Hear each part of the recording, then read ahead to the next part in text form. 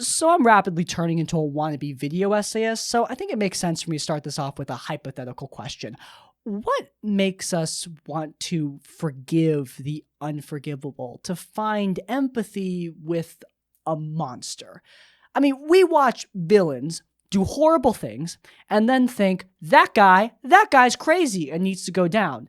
But then we see a tragic anti-hero do other horrible things and we think, oh, baby, you're so misunderstood. It's going to be okay. I mean, it's just the difference that one is usually not hot and the other is usually very hot.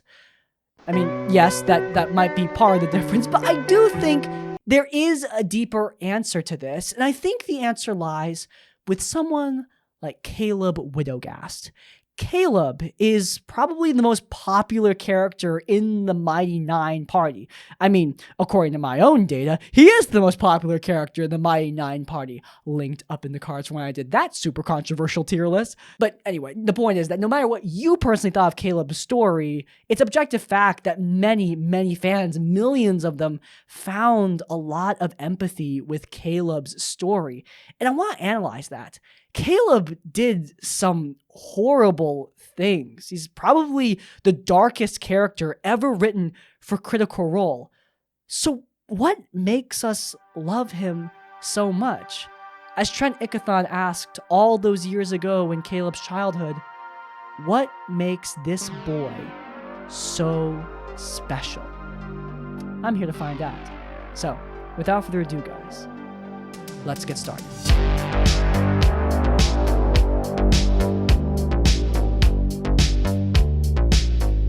Let's start off with who the hell Caleb Widogast is for those of you who have never watched Critical Role or the Mighty Nine television series. I would recommend both of them, but I'll give you the TLDR. Caleb Widogast is a human wizard who joined an adventuring party known as the Mighty Nine. For the first leg of their adventure, he just seemed like a trashy, stinky, hobo wizard clinging to magical trinkets and desperately searching for fancy pieces of paper to learn more magic. A poor guy who somehow got mystical powers. There was a lot of mystery around his character. Many fans speculated that he might be undead or a werewolf. I mean, the speculation got so insane that it actually became a joke in the animated series. But after the party earned his trust, Caleb would reveal his story to them. He wasn't a werewolf, nor was he an undead. He was something worse, a believer. He was an elite assassin for the Dwendalian Empire, a Volstrucker, a wizard tasked with the most grave of missions. And when he was 17 years old, his mentor, Trent Ickathon, would force him to prove his worth by killing traitors. His own parents. Caleb barred their home shut and then burned it down. Slaughtering his parents, he was forced to endure their screams as he watched his childhood home burn to cinder and ash. In that moment, his mind was broken. He was confined to a mental asylum, losing his magical powers. But the drive to get back at Trent Ickathon never left him. Caleb's story is tragic, especially since he made those decisions of his own accord. No one forced him to kill his own family. He was told they were traitors, and he went out and killed them himself. He thought he was doing the right thing. He just realized he was wrong a little bit too late. But even still, we've watched villains do things that are not nearly as bad as that and be considered unforgivable. What makes Caleb so different? Well, for starters, I don't think it's that he's quote-unquote likable. That's the easy answer I see in a lot of these sympathetic anti-hero videos. Like, oh, we'll make the character likable and people are going to like them. I mean, sure, that's true, but I think it's a cop-out. There's another really important factor. And no, it's not making them hot, though clearly you did that with Caleb too. The actual answer is, if you want a character to be sympathetic despite the horrible things they've done, you need to make them interesting. Which might be a controversial take, because making a character quote-unquote interesting is very different from the emotional attachment that a lot of audiences need to foster with tragic heroes. But hear me out. when you're trying to make a character quote-unquote likable, that's not special. Every member of an ensemble cast like the Mighty Nine is ideally going to be likable, and so far in the animated series, they have succeeded at that task with flying colors. If Caleb was just a likable dude, he wouldn't stand out from anyone else in the group. So instead, Liam O'Brien and the writers have taken a different approach, both in the animated series and at the original table. They gave Caleb a little bit of intrigue. There was a lot of mystery to Caleb, his habits, the random pieces of dialogue he'd have that would reference nothing the audience understood at the time. It's why there was so much speculation about Caleb's story, because Liam at the original table was trying to build up this mystery, and that forced the audience to engage with Caleb.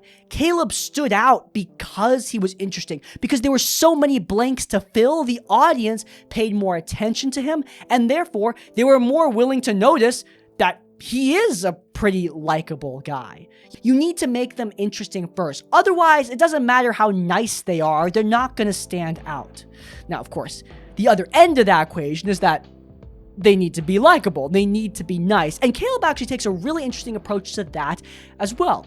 You see, usually when you're thinking of making a character likable, you're thinking of like a Cade Six or a Samwise Gamgee, characters who are a bit chatty, who can have dialogue that will ingratiate them to the audience. Caleb is very, very different from that, though.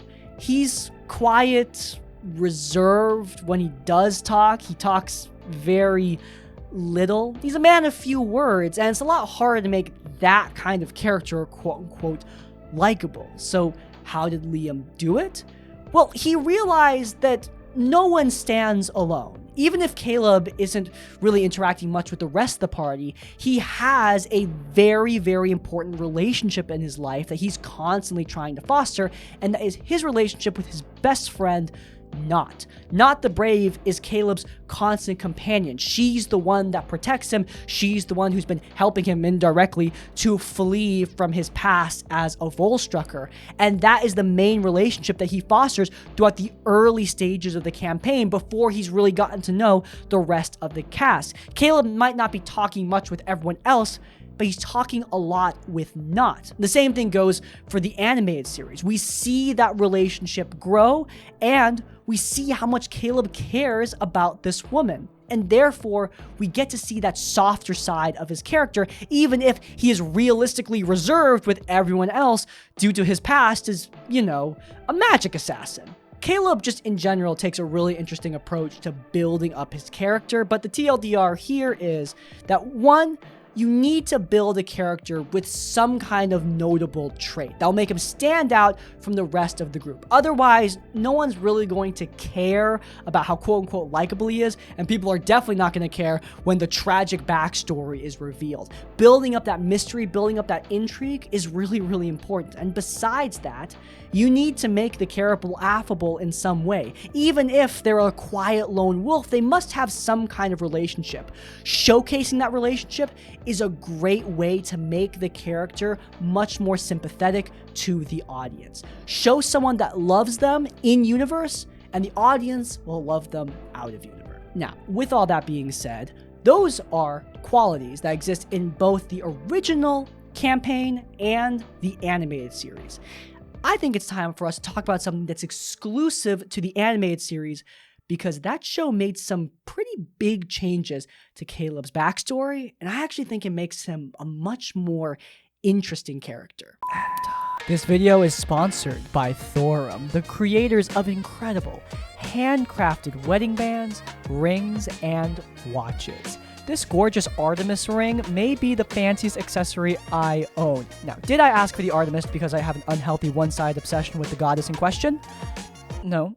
But still, Thorum were happy to send it to me, and oh my goodness, it is magnificent.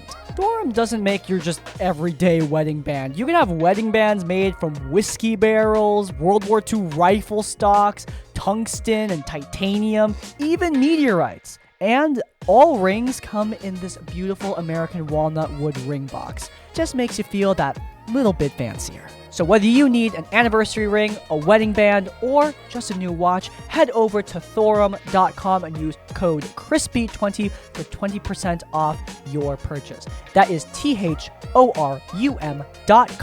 code CRISPY20. Thank you so much to Thorum for sponsoring this week's episodes. As always, supporting our sponsors does support us.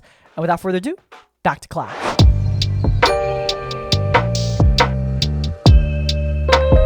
Okay, so what am I talking about? Well, we already went over what Caleb's story is. He was once a magical wizard assassin, his boss told him to kill his parents, and then he brutally killed his parents. What's the big huff? Well, that story is the same in both the original and in the show, but the one major change that they made was that in the original campaign, Caleb was convinced to kill his parents when his master, Trent Ickathon, this powerful, manipulative archmage, that guy put false memories into Caleb's head that convinced him that his parents were traitors. Caleb still made the decision to kill his parents of his own free will, but those memories were planted by magic. In the new show, no such magic exists. Caleb had no spell placed upon him. Trent merely told him that his parents were traitors, gave him a list of traitors and his parents were there. Caleb then went out and did the deed himself. Now, a lot of Critical Role fans get weirdly upset when you point out that this is a big change because what's the difference, right? I mean, Caleb found out that his parents were traitors one way or another, and then he chose to kill them. Why is this different? They didn't change anything. I think those people are not giving the Critical Role team and the writing team behind the show enough credit because this change is a major one, though not really for in-universe reasons. Yes, the principle behind the fan commentary around this change is largely speaking correct. The end result is the same. Caleb either way chooses to kill his parents due to the manipulation of Trent Ickathon. In the original show, it's magical manipulation. In the new show, it's just normal manipulation. But that distinction is important. Look, it's much easier for us to take things into the abstract when tragedies and horrors are involved with some high fantasy concept. I think Star Wars' Empire is a really, really good example of this. In The New Hope, the evil galactic empire used their Death Star to destroy an entire planet, Alderaan. Billions of lives are lost in a heartbeat. And obviously, this is a tragic event. My human brain can comprehend that, yeah, billions of people dying is pretty damn bad. However, it's such a big, high concept idea that I don't really feel anything around it. We can barely comprehend the horrors of real-life weapons of mass destruction. We are certainly not equipped to comprehend the horrors of sci-fi fantasy weapons of mass destruction. It's just so depersonal that we don't feel anything around it. However, we move over to another Star Wars property, Andor.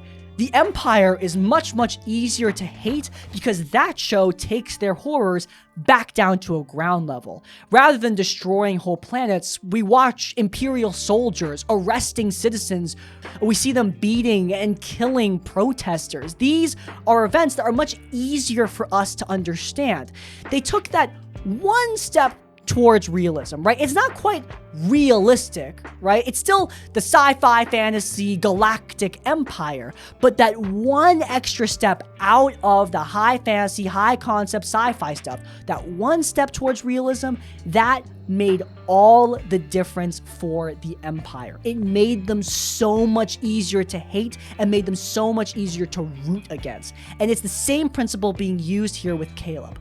Look, Caleb's choice to kill his parents, when it's tied up in magic mind manipulation, it's a little bit easier to excuse, right? It gives the Critical Role team an easy out. Like, he was affected by magic, it may as well be mind control. But now, there is no magic. He was just told, your parents are traitors. And Caleb, being a young man groomed by a powerful mentor for almost his entire life to be a loyal servant, a weapon of his empire, that young man didn't need to be controlled by magic. He was told and he obeyed because that's what he was trained to do. It makes his story so much more tragic. But it also showcases just how monstrous his master is, how horrible Trent Ickathon is. And if anything, I think this change actually did just as much to empower Trent Ickathon as it did to make Caleb a tragic figure.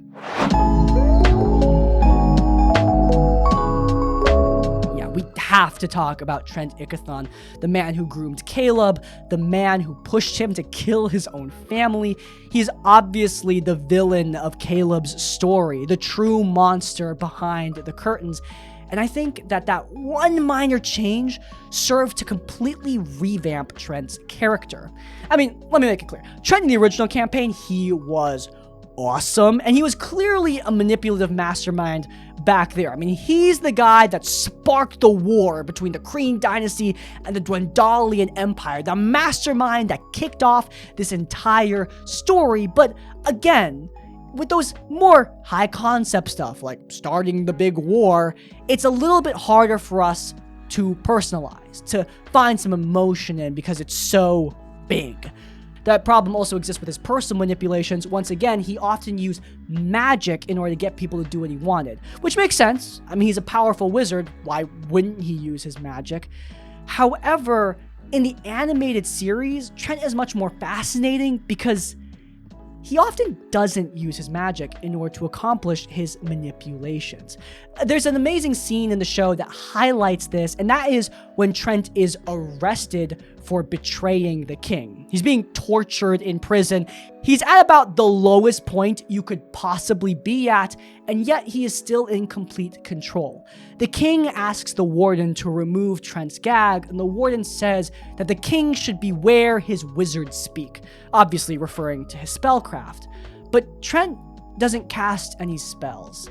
His wizard speech is not dangerous at all. His speech is more than enough. With nothing but his words, he manipulates the king to join his side in this war. It highlights the difference. In the original campaign, I feel like Trent used his magic a lot. Here, though, he doesn't need it. People are bent to Trent's words without a single spell being casted. And that is exactly what he did to Caleb. He raised this kid to be a weapon and then turned that weapon against the kid's family. Now, you might be wondering, Crispy, if Trent's the one who made Caleb do this, then it's obvious why people find such empathy with Caleb, because Trent is the bad guy of the story. And you're not wrong, this is a very, very common tactic used by writers. You have the sympathetic bad guy or the tragic hero contrasted with the real monster of the story, the unsympathetic bad guy. You know, you got Genu and Guima, Catra and Horde Prime, Vader and Palpatine, Shadow the Hedgehog and that alien guy. I don't remember his name. But the point is that, yes, this is something that stories do a lot. And let me make it clear, I love all those stories. Okay, maybe not the Shadow the Hedgehog one, but the rest of them are really, really great.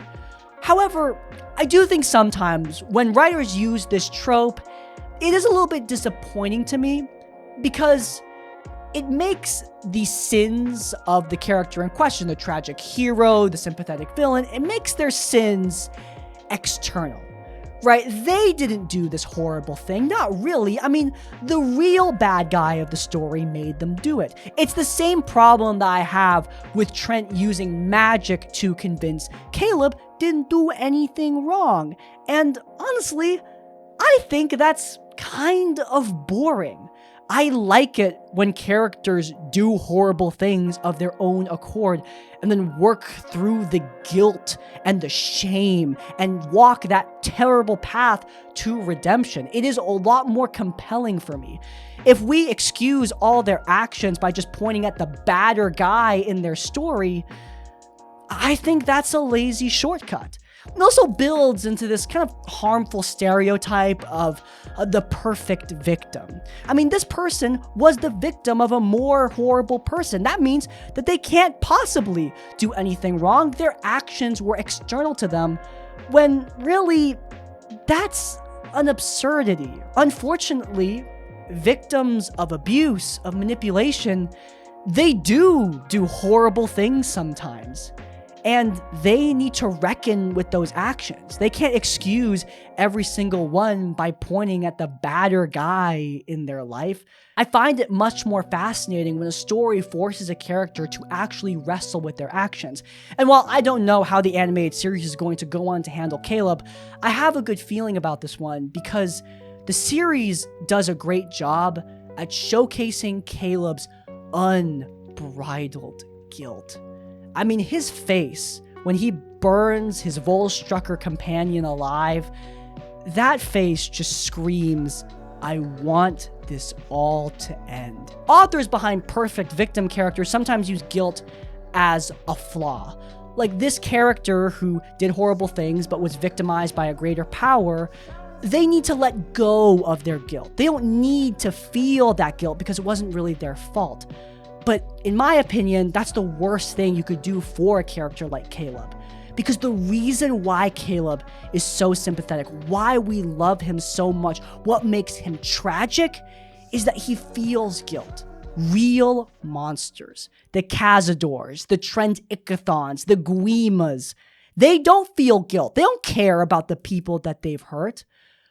Caleb doesn't need to abandon his guilt. He needs to embrace it, learn to make it a part of him, learn to be at peace with it, and then learn to move forward. That is the arc that he eventually goes down for the tabletop campaign. I'm looking forward to seeing what they do with it in this new show. So, what's the big takeaway? What makes Caleb so special?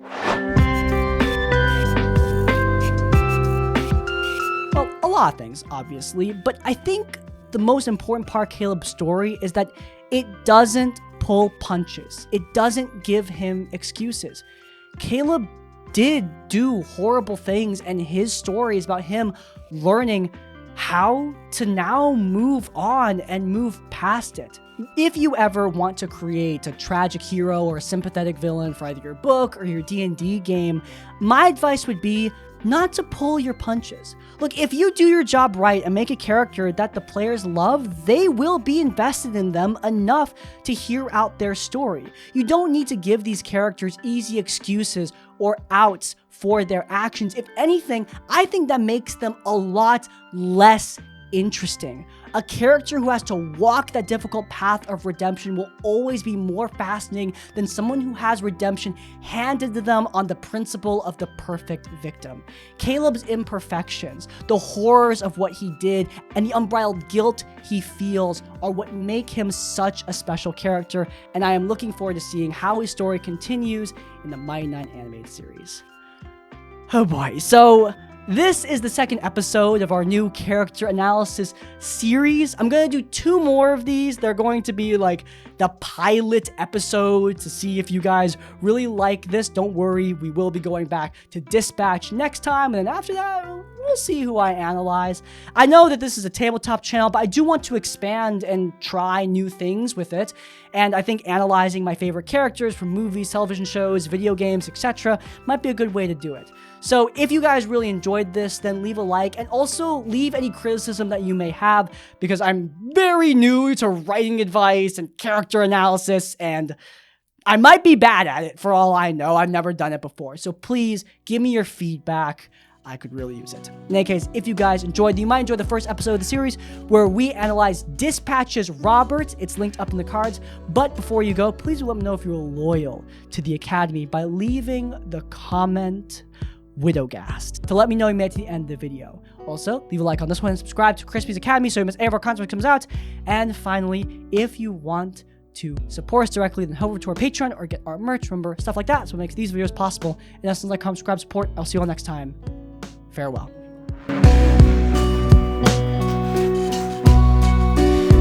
So I'm a wannabe video essayist, and I think it only makes sense. So I'm rapidly turning